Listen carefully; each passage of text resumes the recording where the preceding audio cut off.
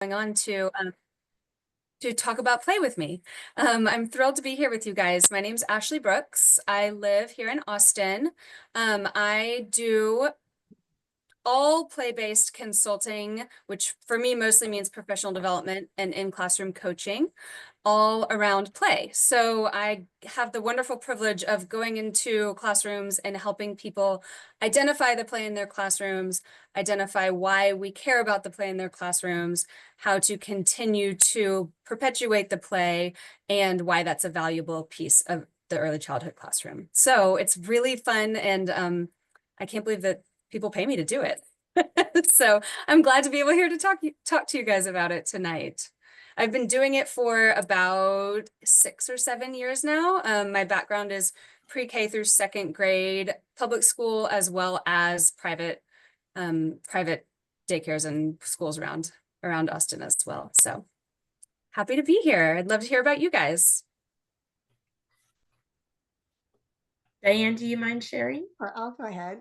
My name is Diane Goyette. I'm the founder of Early Childhood Specialties, where I provide training and consulting, mostly conference sessions and trainings more than consulting, specializing in social emotional learning and especially supporting children with challenging behaviors and helping teachers to navigate that. Because I am the parent of a daughter with significant mental health challenges. And so she's taught me a lot. We've been on a journey for almost 34 years now. And so, yeah, I'm really passionate about play too, though, Ashley, and I always love to hear other people's take on it. I Great. love how Amanda Morgan also is a play proponent and talks about how people don't value what they don't understand and helps people, parents and others, appreciate the value of play. And so I'm looking forward to your presentation, Ashley, because I love it when we all put our voices together and Right. all have something to share in that venue. So thank you so much for doing that for us. Teddy, will you share a little bit as well? Sure. I started my journey trying to find a safe, fun learning environment for my daughter, and that led me on this journey. I was owner and director of my own school for 15 years.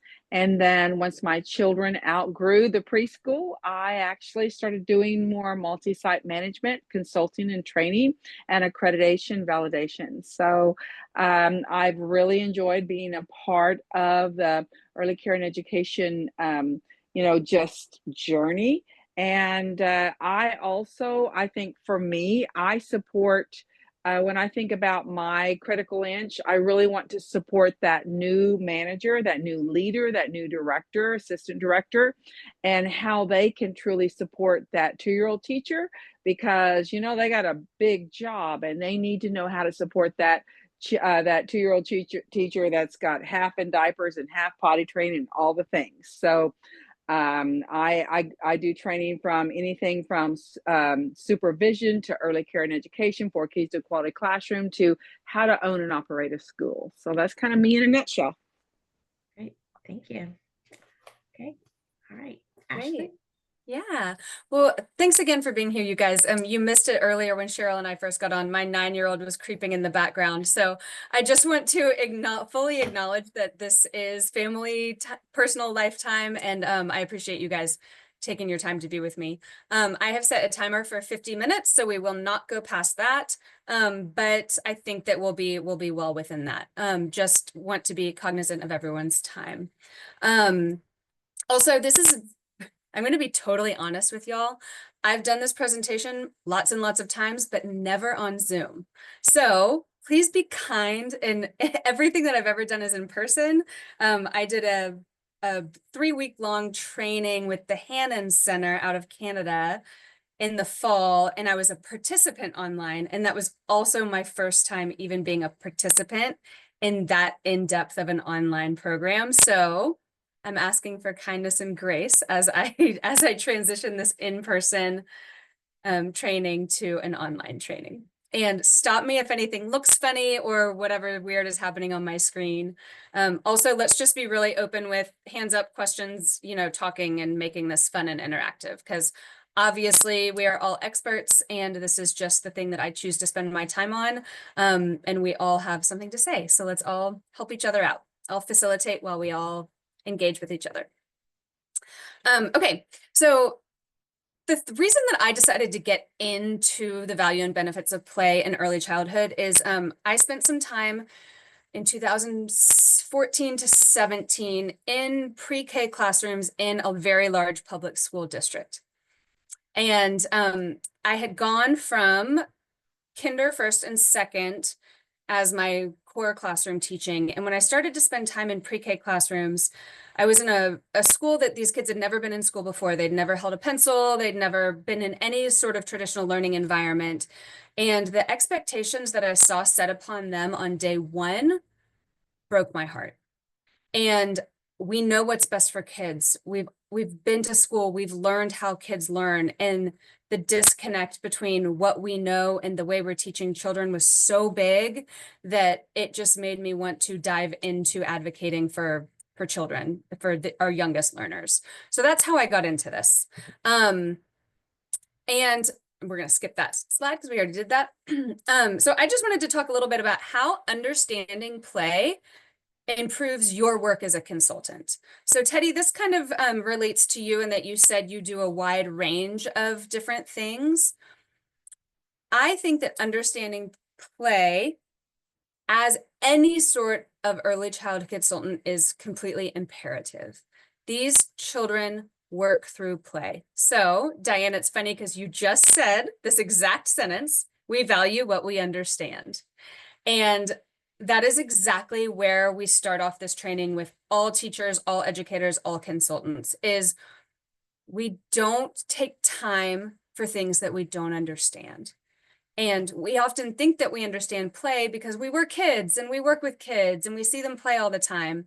But to really stop and think about the intention of why play is important and why we need to perpetuate play and what our role is in perpetuating play is fundamental in making sure that we're doing what's best for kids. And it trickles into absolutely every aspect of early childhood. If you're working with that 2-year-old teacher, like you said, Teddy, that has that wide gamut of things, we can get bogged down in the logistics of the bathroom breaks and the diaper changes and all the things in the centers and the materials and the aids and all the floaters and all the stuff that we forget to stop and take time to set up play opportunities for our kids. And when they are engaged in a play opportunity, maybe we don't interrupt them for a diaper change quite yet. Maybe we let them finish what they're working through. So if we can understand, excuse me, if we can understand why play is important and why it is a fundamental right of childhood, then we can really help make space for it and validate it in our every classroom that we work with. Lisa Murphy is one of my favorite play authors and speakers and all of the things. And she asks 3 questions that I ask myself all the time. What are we doing? Why are we doing it? And who is it for? So when we think about working with a new center director, maybe he can ask himself, what am I doing? Why am I doing it? And who is it for? And very, very often those questions are our personal needs or our adult needs are being met. Scheduling, logistics, you know, all the things that we need to make a center run. And if we just stop, not all day, every day, but intentionally remind ourselves what we're doing, why we're doing it, and who is it for. It's not always us, it's the kids, right? So we need to make space for that in our day-to-day routines. So what is play? We're just going to talk about what is play. What do you guys think? Any ideas about what is play? How do you know a kid's playing? What are they doing? They're choosing to do it just for fun. Love it. Yeah, they're making their own choice for sure. I think about just exploring like the materials and the environment and the different toys, but not just toys, but just all those things that we offer to them in their environment. Yeah, sure. exploring, getting in there, using their curiosity and figuring things out. Yeah. I Sense of think discovery, a sense of for discovery, sure. and the joy on their face. Yep. There's a Yeah. lot of nonverbal cues, as if we're doing the right thing or not. Absolutely. And that goes along with what Cheryl said about discovery, right? So I mean, about exploration, they're exploring things, they're discovering new things, they're curious, and play is joyful. And like you said, we have to, as the adult in the room, we're the ones who have to see those nonverbal cues in those nonverbal babies, to know when they are playing and what is play to them. So play is actually, there is not one clear definition that everyone agrees upon. There are many different definitions that go into this, but the main play folks all agree on these few things. Play is joyful. You got to have that joy in play. Play is active. We're usually moving our bodies. When children play, they are active. Sometimes adult play looks a little bit different, but child's play is active. Self-selected, that's the big one that you started with, Diane. We can't force play on anyone. My idea of play is different than your idea of play, and it's very different than a 2, 3, 4-year-old's idea of play. It's imaginative. We use our imaginations when we're playing.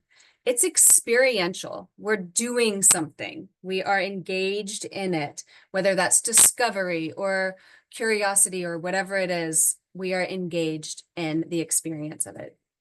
It's purposeless, right? We don't play because we need a product at the end. We play because we are engaged in discovering. And this one's, tell me what you guys think about this one. Structured. Play is structured. What do you guys think about that one? I think that it's structured in that the children may be providing the structure, but for instance, if they're doing cooperative socio-dramatic play, then they're deciding, okay, I'll be the mommy and you be the daddy and you can be the puppy dog or you can be the baby, and so they're creating their own structure in the play. So that's kind of my take on that. All play is structured. Yeah, absolutely. Play, the children create the structure. If I'm playing my own game alone, I'm building something, I have my ideas in place and I am following through with those ideas. If the 4 of us are playing the 3 little pigs, somebody's going to be the 3 pigs and somebody else is going to be the wolf. We are going to assign those roles, just like Diane said. So once it's self-selected, once we've figured out what it is that we want to do, there is a sense of structure in that play. That's a word that sometimes engages a lot of conversation, because when we as adults think about our structure and look at child's play, it looks like chaos. But if they are verbal and if you are able to stop and talk to them, you will often know there's a lot of rules going on. Sometimes there's rules on top of rules on top of rules that these kids have set up for their play.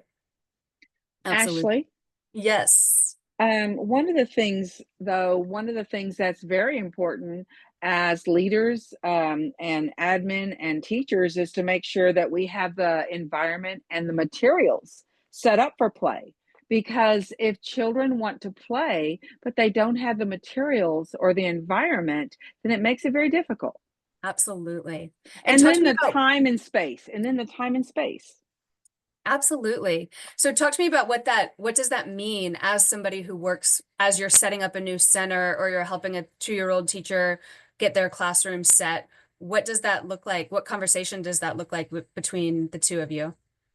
Well, first of all, even before the teacher goes into the classroom, we need to set them up for success. And we need to make sure that that the classroom has the materials and the environment, to really allow the children to engage in that learning through play. And they can't learning through play if the shelves are empty. I mean, when Absolutely. I've come in and done consulting visits, and I have a 2-year-old teacher in front of me saying the children bite each other and hit each other and climb on the tables, and I'm looking around and there are minimal materials, and the classroom arrangement is set in a way that is more conducive to running. And then, I mean, just recently, shelves are turned around and against the wall because an hour from now they're going to have nap time, and they think Mm. somehow they need to control that environment. It makes it extremely difficult for the teacher to really celebrate that child's learning through play when they don't have the materials to be successful. They go out in the playground and there's literally one ball with 22 two-year-olds. Guess what? That's not really conducive to play.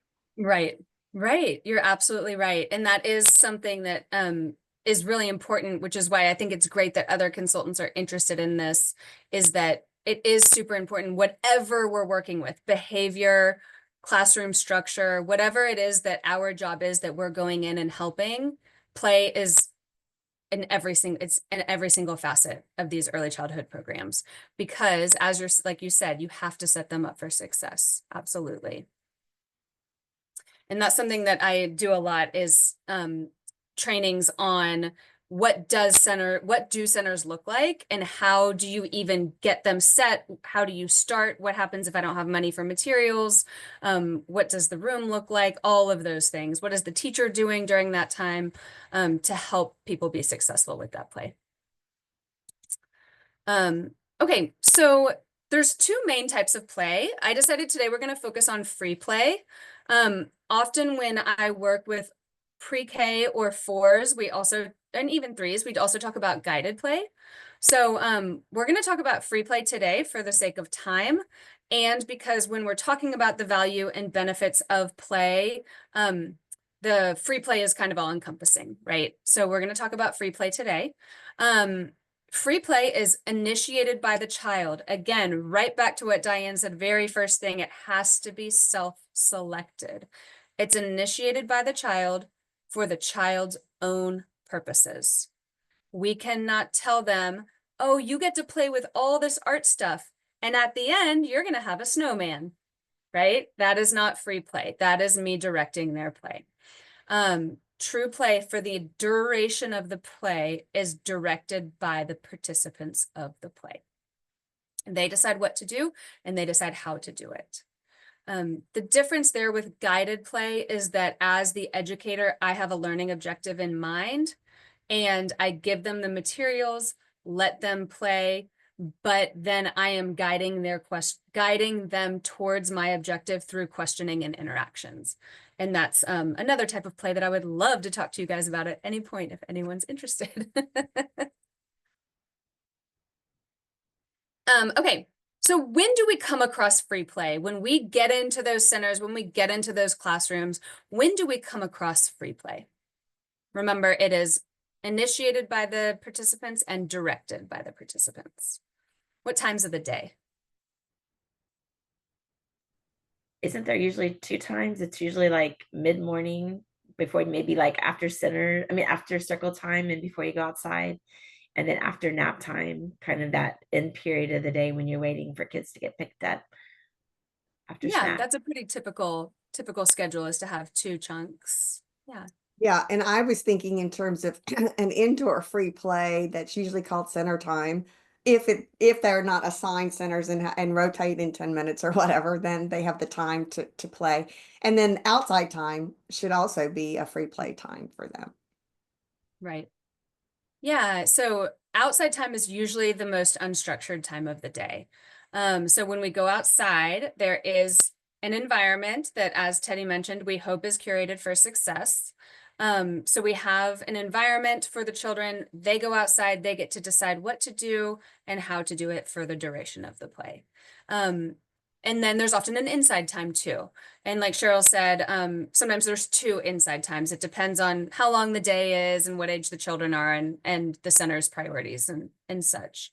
It's often called workshop time or center time. And I love that Diane put in the caveat of unless they have a timer and after 10 minutes they have to rotate, right? When I work with public schools and pre-K, this is something that we go on with a lot, is what are we doing? Why are we doing it? And who is it for? And when we do those questions with the 10-minute timer and we rotate, they can't answer them in a way that's beneficial to children. all of the reasoning behind a 10-minute timer is teacher logistics, teacher needs. Don't want to discount teacher needs, right? Teachers need to stay sane. They need to stay happy. There's a lot of things. Maybe they really want Teddy to go to the writing center sometimes. There's a reason. But if we really dig down and we really want kids to have the experiential play, then timers aren't usually the best use of our playtime, in my humble opinion. So yeah, those are times that we come across free play in early childhood settings. There are some teachers who will squeeze it in other times, right? So some teachers who really value and understand play will try to squeeze it in a couple other times. But we do know that a chunk of time is important to really get engaged in the flow of play. So if we do smaller chunks, we will try to talk to educators about, I see you have a 15-minute free play chunk here and a 15-minute free play chunk here and another 15-minute free play chunk here. What would it look like if we combine those together, and how might that benefit our children? And that's a really interesting conversation to have with teachers and center directors as well, because often, again, if we can just tweak the schedule a little bit, we can get really into those chunks of time to let kids get into play. Are there any other times that you guys see centers really get into free play? I think those are the big ones. Okay, so we're going to talk about some of the benefits of free play. We decided we're going to skip the whiteboard part and instead go into a breakout room. So it'll just be two of us in a room. So we'll have time to just chat back and forth with two of us. And we're going to talk about the benefits of free play on the social emotional side. So what are some of the social emotional benefits of free play? Remember, free play is initiated by the child, or I'm sorry, initiated by the participants and directed by the participants. Okay. So let's go into some breakout rooms, and let's take about 3 minutes once we get into the breakout room to talk about the benefits of play. Okay.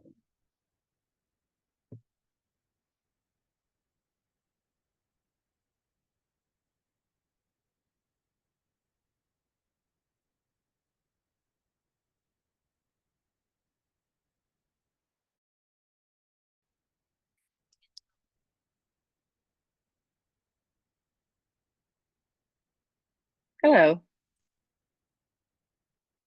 Can you hear me? I can't hear you. Okay, now can you hear me? Yes, I can. Okay, I'm using a new earpiece, so I was trying it. Okay, Gotcha. Okay, so do you want to share your idea first? No, you go ahead first. Okay, so I would say sharing, learning to share together. Also, being able to emotional regulation, of being able to take turns and wait for their turn and give some giving just in the turn taking process, and just being able to play together cooperatively are the 3 things I wrote down to start with. Okay. I think along those same lines, we know that there are adults out there that haven't figured out how to navigate, how to get their shovel back.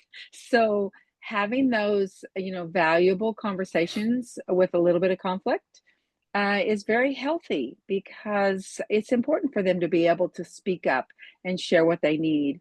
And then also making sure that as teachers, there's 2 shovels out there. There are 3. Mhm, mhm, There are 3. So let's not put on adult expectations with whatever that age group is. Making sure there's multiple choices for them as they are playing, and that they have that opportunity. And then making sure that there is an adult there to help facilitate when things get a little tough, to ask those mhm. questions, those open-ended questions that will help them navigate how to get their shovel back. That's all I got. That's all you got. This late in the day on a Monday. How I about know. you? I'm trying to think. I actually was in a Head Start classroom today from 11 to 11:30 to 4. So I'm trying to think, like, what all did I do today in that those 4 hours. And part of it was nap time, but yeah, I think, just really like you mentioned, making sure that they have plenty of materials, and being able to take turns, um, and I think also empowering them to do things for themselves. Like we were doing puzzles, and several of the kids asking me to help them, which I did guide them, but also telling them to try this piece, and then working with them, but letting them be the ones to do it. And again, like you said, kind of that relationship, where an adult is helping them and guiding, but empowering them to do it. Um, what else did we do today? Yeah, I think more of a facilitation. And guess what? Children don't share well. So why do Mm-mm, we expect them to share? I mean, half the time I don't like to share with my husband. So why am I expecting a 3 and 4 year old to share?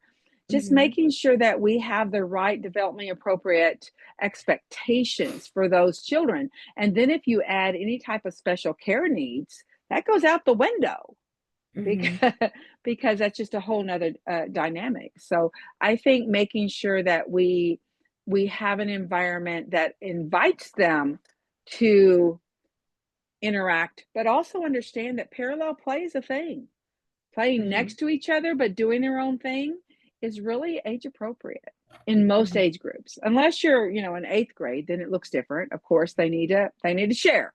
mhm. And yeah, and I think today, I just did on that panel I did this week, it was on responsive caregiving. So I've been reading a little bit more about it, from my experience, and also just labeling the feelings. Like today, it was this really cool car map, and the cars would follow, like you'd wind them up and they would follow this little course, and they would get like excited, and then they would get frustrated with each other, and just like it's hard for you to wait your turn, or you're frustrated that he won't give you the car, but it's his turn. And then yeah, I really want it, I want it now. Well, I hear that you want it now, but I want, you're going to get it next, and being able to walk them through that. But I really did hear today a couple of times when I put words with their feel, with what they were feeling, they came right back and they were like, yeah, I'm mad, or yeah, I want this, or yeah, I'm really excited, so that was kind of fun to see today. I think words to their feelings is important because they don't have the words. Mhm, Oftentimes they don't have the words. And sometimes they have the words but not the feelings and they don't match. And that's okay. They've only been mhm, on this earth a few hours. mhm. Yeah, we're still working on them. Yeah, I'm not sure how long we're going to be in here for. I don't know. It was a pleasure meeting you this weekend. Yeah, I enjoyed it as well. I enjoyed it too. So we're actually we're being recorded right now. But I'd like to talk with you after our meeting tonight. There's something that I have that might be of interest to you, Okay, um, beautiful. after your introduction. So when we're not in a recording, I'll share with you for today. Awesome. Wonderful. Yeah. I'm looking forward to meeting Jasmine and getting my CPR done and over with. Sure. I checked today, and mine is due in a little over a year, because it's every 3 years, right, for first aid? Yeah. Okay. Yes. So yeah, I got mine about a little over a year ago. But it would actually be really nice while y'all are together, maybe, because there's, I think, three of you together, isn't there? All I I know is myself and her. I don't know if somebody else signed up or not. Okay. Maybe if there is another person, maybe to take a few pictures, and we can share some pictures. Oh, we can do that. We can Um, take some photos. I thought Thank you. I thought somebody was thinking about trying to make it as well, but Oh, beautiful. I'm not sure. I might be wrong. It's 1 o'clock Uh-huh. I won't. on I'm in Thursday. Austin, but yeah. Yes, yeah. But if you hear of anybody, it's 1 o'clock on Thursday. Okay. Yeah. Okay. I don't know if we can we go back into the main room? Oh, we can leave the room. Let's go ahead and leave the room and go back to the Okay, main let's do that. breakout room.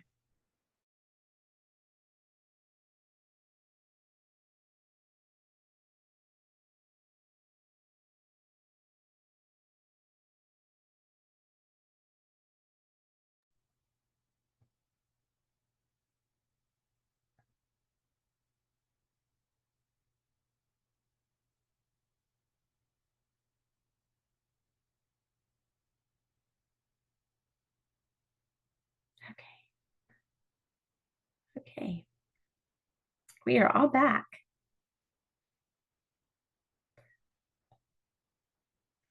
It's always a good feeling when you try something new, like coming in and out of breakout rooms and Yeah. everybody comes back. You're like, When I great. just clicked leave all room, I'm like, did it all stop? What did I just do? Yeah, Those breakout rooms, is everybody still there? we're here. Yay. All right, well, we had some great discussion in our room about social emotional benefits of play. Of course, I'm over here with Diane, who is an expert in all things SEL, early childhood. So that was very educational for me. But I'm going to share my screen again so we can talk about some of the things that we discussed. So let's see, put this back up here. All right, so some of the social emotional benefits of play are, again, once you're in there with others, you're gonna have the conflict resolution, right? That's just gonna come naturally when you're working with others in social play. Collaboration, working together towards a goal. Once we get to that, there's more developed social play, we're gonna have some collaboration. Building confidence, that's something that we talked about, is when you have a new idea and somebody else is like, let's do it, and gets involved with you, man, that feels really good. And the opposite side of that is the self-regulation skills of, oh no, nobody wants to do my idea. How do I regulate my emotions when I'm upset about something like that? So that helps build resilience, the interpersonal skills of engaging with other children in social play and building that self-esteem. Diane had a wonderful example about when you see the kid who wants to play with somebody else, maybe doesn't really know how to approach that. And what it looks like is, I walk over to your block tower and knock it over. And as a teacher, we often put a band, we try to solve that behavior problem, right? It's a behavior issue that I keep knocking over everybody's towers. A teacher who understands and values play might stop and look at it from a play lens of, oh, I don't see him engaging in a lot of social play. Maybe he's trying to get along and play with this kid and doesn't understand how. So we could narrate, walk through, how do you approach another friend when you want to play with him? What does that look like and sound like? Did you want to add anything to that, Diane? Was there, you said it so beautifully. No, you covered it. That's great. All right, anything that I missed, Cheryl and Teddy, that you guys talked about? I took some notes when we were talking, and I think again what Teddy said before is just always making sure that there's sufficient materials, and so that there are the options there and that they can play together, and that there is that opportunity still to learn, to share. And then I actually today was in a Head Start classroom for 4 hours. So I'm like thinking back to my day. But I think also we talked about labeling feelings as they are playing, and like you look like you're getting frustrated and that, you really want your turn now, and kind of being able to guide them through that. But putting words to feelings was something that we added, and just the Yeah. importance of adults kind of being there to guide, but also to allow them to be empowered and to do things for themselves as well. Like, for example, today I had puzzles and I helped children, but I didn't do the puzzles for them. Right. And I think that that's really important. And I'm sure that Diane could really speak to naming that feeling, right? So that's one of the big foundational things of emotional intelligence, is being able to name your feeling. And so I think that that's exactly what you were just speaking to, Cheryl, that you guys were doing, you feel frustrated is something that you're going to feel. And it's really hard to manufacture those situations. Those are the organic situations that they're really going to learn from, as opposed to the manufactured. The ones that we try to do direct instruction with are never going to be as real as the organic situations, for sure. Okay, so let's talk quickly about the academic benefits of play also. When I do sessions with pre-K, especially public school pre-K classrooms, unfortunately, they are already feeling the pressure of academic expectations, right? So they have marks that they're supposed to meet early in the year. And when I come in and start talking about play, they're like, Ashley, that's great, but my kids need to know 8 letters by October, right? And so what are some of the academic benefits of play? And for the sake of time, let's just talk about this all together so that we don't have to deal with me messing with breakout rooms again, since there's so few of us. What do you guys think are some of the academic benefits of play?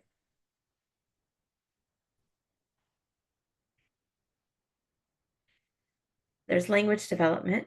I mean, through learning, then you're both understanding more language as well as being able to express more language. The expressive and receptive language are huge once you get into more cooperative play. Absolutely. Children are able to understand cognitive concepts through the exploration of trial and error, to learn some of those, logico-mathematical knowledge where, oh, if I put this on the scale, then it goes down and that must mean it's heavier, So there's all kinds of science and math kind of cognitive concepts that they can learn by just experiencing the materials and experimenting through play. Absolutely. One of my favorite things to do is observe a classroom with a teacher and take a free play situation, and then come back with the Texas pre-K guidelines and point out every single one that they got to, right? So you can do this worksheet where they're tracing the letter B, or let's give them all these materials of things that start with B and some other letters, and let's explore together, ask some guiding questions. And when we come back, we've suddenly hit 50 pre-K guidelines. And they're always floored with how many things we actually hit. Because if you look at those pre-K guidelines, there's so many that involve expressive and receptive language, so many that involve, you know, all the science and the very basic science and math concepts. Absolutely. All right, so some of the the content knowledge is what we were just talking about, right? So this content knowledge is anything that's on the pre-K guideline is considered a content knowledge.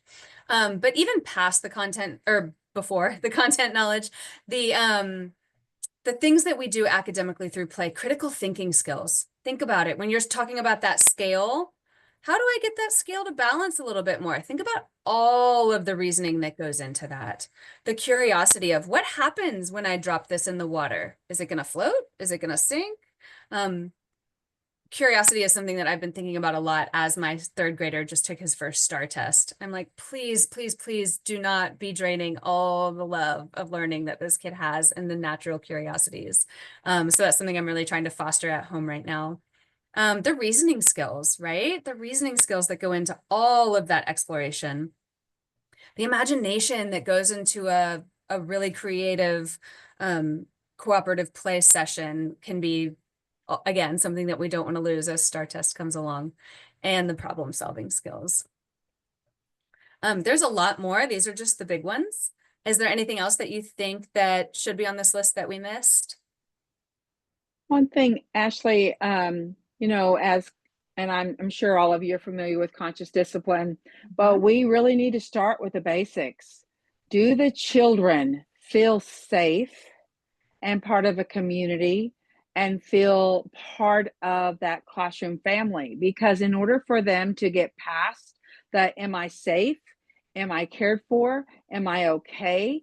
They can't learn until they get past that. And then once they get past that, then they can have that sense of curiosity and discovery. And that's when the real learning happens. So I would say for me is let's making sure that the classroom, I have walked down the hall and I have heard teachers with their tone and volume to a point where I wouldn't feel safe in that room. I wouldn't feel safe in that room. How is there learning in that room if you don't feel safe? That would be my 10 cents for the bucket. Absolutely. And I love that you added that in. That's a fantastic one because like you said, we're unwilling to take the risks that are needed for play if we don't have those foundational needs met, right? So if we don't feel safe, if we're not hungry, if we're not tired, all of those things, we need to have all of our basic needs met before we're able to take the risks that are involved with play. So that's a really good point, Teddy. Thanks for bringing that up. And oh, that tone just breaks my heart, doesn't it? When you walk by and you hear that tone, Yes. oh, it just hurts my heart so much. So one of the things that I thought was important to add in, and I have about 10 minutes left on my timer just for sake of clarity.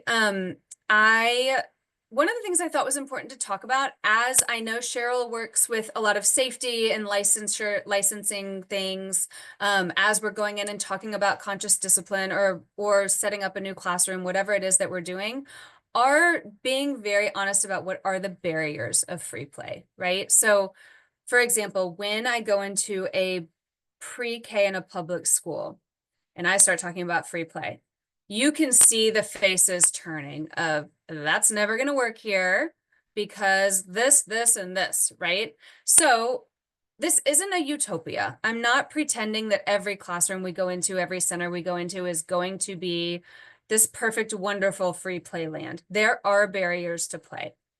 One of the biggest barriers to play is time, right? Especially when we're sharing a playground with 7 other classrooms, and so we have to schedule through that. Or we only have 15-minute chunks 3 separate times. I can't find one big chunk of inside center time. Or Jonah really needs to work on his cooperative play skills, but he's late every day and he misses workshop time every single day. So there's going to be the barriers of time. I like to say we work with the spheres of control, right? We control this much. We can influence this, and then this is out of our control. When Jonah shows up to school is probably out of our control. So let's work with what we can control. If he shows up at 9 every day, is it possible for us to change our schedule maybe once a week so that he can enjoy some free play time? What is it that we can control when it comes to time and letting go of what we can't control? Those pre-K classrooms on those elementary campuses in public school, you can't change the fact that you only get 25 minutes on that playscape every day because there's too many other kids, there's et cetera, et cetera. Let's not harp on that. Instead, let's create what we can create in our classroom to compensate. Safety, that's one that I'm sure Cheryl can speak to a lot, is safety when it comes to free play outside, for example, or what we allow our children to do in the classroom is something that is vitally important in a classroom, is keeping children safe. So we're not trying to mess with safety. That's something that, again, out of our control. Parents and admin, this is an interesting one. When I work with teachers, what I often say to them is, would it benefit you to have this conversation with your administration?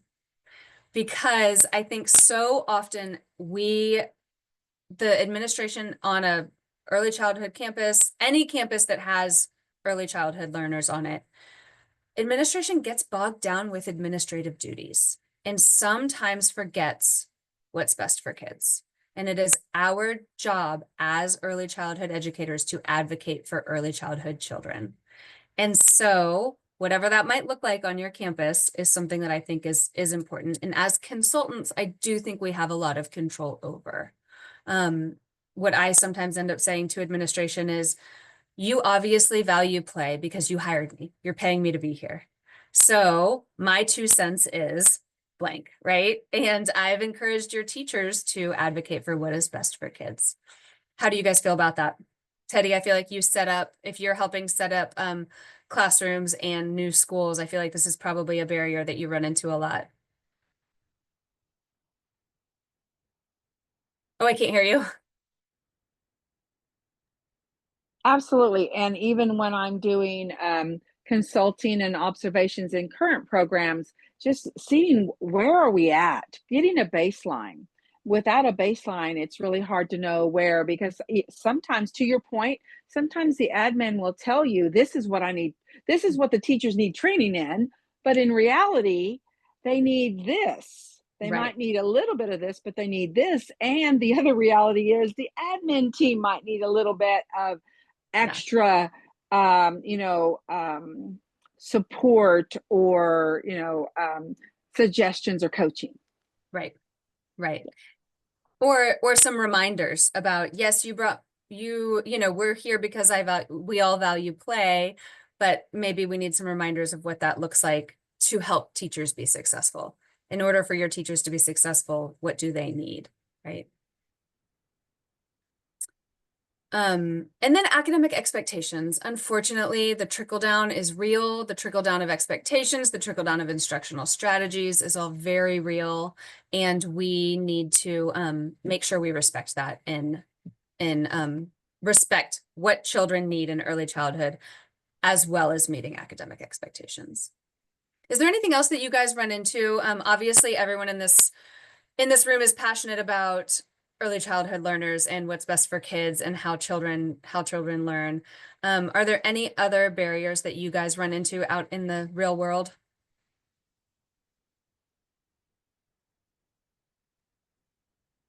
I think one barrier is actually the teachers' misconceptions about free play in terms of classroom management. Because, for instance, their idea might be that I can't just let them, pick their own centers for an hour every day because, it'd just be bedlam, not understanding that if they have interesting, enticing materials that are appropriate for their children, then, and the time for the children to explore these different options, that they'll actually have fewer issues with classroom management than if they insisted that, you stay here for 10 minutes and then the bell rings and then you go here. They think they're keeping a lid on the behavior, but instead they're setting themselves up to have problems because maybe the children aren't interested in being in that particular area for that 10 minutes, or they wait for the teacher's instruction to be told where to go next instead of being more self-directed. Right. I love that. That's exactly right. And that's something that I talk to teachers a lot about is what is your role in free play, and that chaos and free play are different things, right? We're not talking about just, it's not bedlam, right? There are still rules and expectations.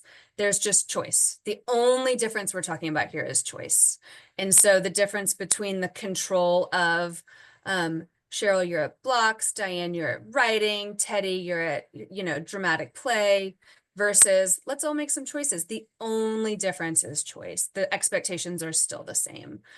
So what can the teacher let go of just a little bit in order to give them that self-selection, for sure. So teacher misconceptions is a great one. Yeah. Okay, so I kind of already covered that. We're not going to go through all of this because I have 3 minutes left on my timer. But these are the domains of childhood development. And one of the things that I love to do is go through and look at how play develops each domain of childhood development. So we went through a lot of them. We did cognitive, we did language, we did social, emotional. We kind of didn't get to physical, but I know we all know what's going on. So I'm going to click through these. Okay. So what I hope that you take away from this is that what we know about how children learn and our goals and objectives when we are in centers and with teachers is our responsibility. That's why we're doing this, right? So if I go into centers and work with teachers with one goal and objective, and Cheryl goes in with a different goal and objective, we were hired for different things, we still know what's best for children, and we still know how children learn. And so it is our responsibility, regardless of our job and our title, it is our responsibility to do what's best for kids, and play is what's best for kids. So if we can understand it and value it and advocate for it and facilitate it for teachers through whatever we're doing, then that's what we're here for. When I taught in public schools when SEL became part of the curriculum. So I was in Austin Public Schools when they suddenly were like, hey, and next year you need to teach social emotional learning, and it's going to take 30 minutes. And we were all like, we don't have 30 minutes in our schedule. What are you talking about? And I'll never forget, we were in a professional development, and one of my teachers who I worked with said, you know what, guys, let's think about it this way. They're not adding SEL to our plate. SEL is the plate. right? So it's the plate that everything else is going to go on top of, because if we don't have that plate, it's all going to fall through. So as opposed to thinking about, and I think about that now all the time with play, right? When I go into schools, I'm not adding play to your to-do list. The kids are gonna play. That's what kids do. So what we need to do is facilitate it and make it what's best for everyone. So play is the plate. And SEL is also the plate. So, all right. This is my favorite quote, another one from Lisa Murphy. We don't stop finger painting. We just get better at articulating what is happening when a child is finger painting. So if I'm in a 3-year-old classroom and suddenly there's all these academic expectations and whatnot, we don't stop finger painting. Finger painting is what's good for the kids. I'm just gonna learn how to articulate that as an academic goal and meeting all of our objectives, because it is. I just need to learn the verbiage too, to make sure we can connect all the dots for the people who maybe don't understand why we finger paint. So, okay, Absolutely. that's all I've got for you guys. Any last comments that we want to chime in with before we close out? Can Great you share a little job. bit? Yeah, you did do a good job. That was amazing. Great content and great presentation and good tech work too. I just wanted to let you all know about, if you're not already familiar, if you want to really challenge what you think about play and its parameters and importance, go to angieplay.com and check out their viewpoint, because I was fortunate enough to go on a study tour there, to China in 2019. Thank goodness it wasn't 2020. And I don't even know that they're doing tours anymore. One of the best experiences of my life.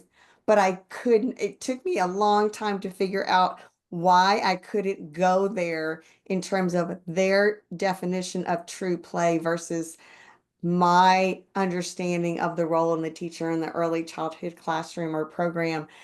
And I finally, kind of articulated my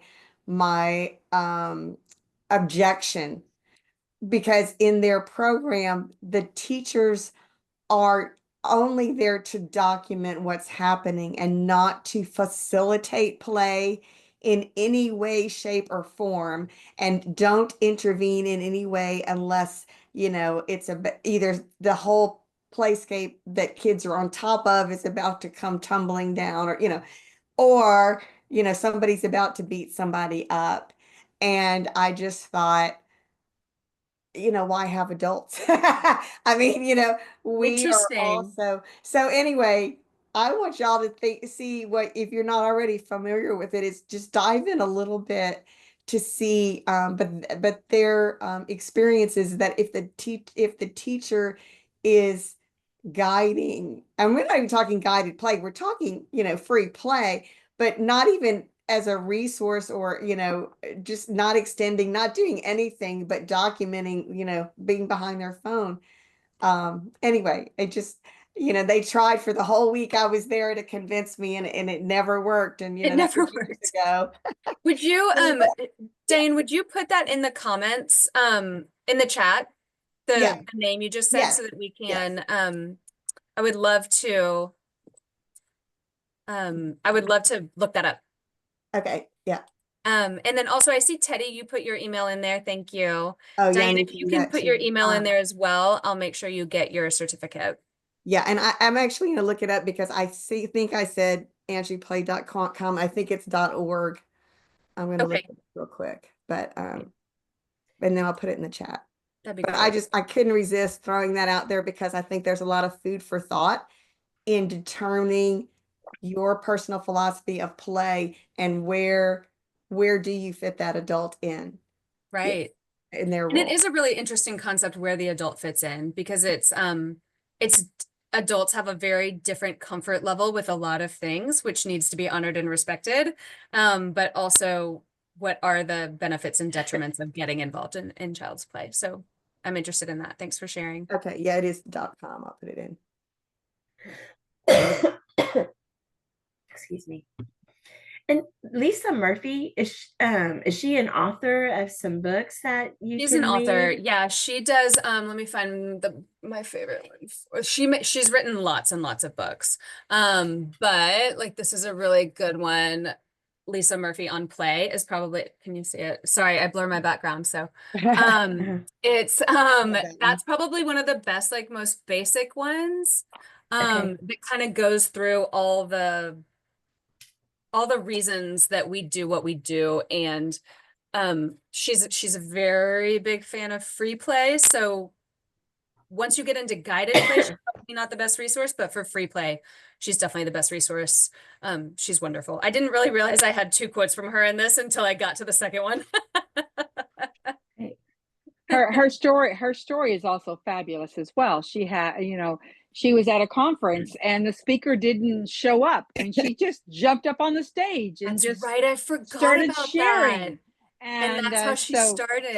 the speaker and the facilitator in me is just admired at her courage. But yes. I forgot about that part of her story. That is fascinating. Yeah. All right. Well, Cheryl, anything else we need to do to close out? I don't think so. Ashley's going to be sending training certificates. This training has been recorded, so I am going to share the link if everybody's okay with that. Sure. And I think that's it. So I'm going to go ahead and turn off the recording, and I think we can go ahead and leave the training. Is that okay, Ashley?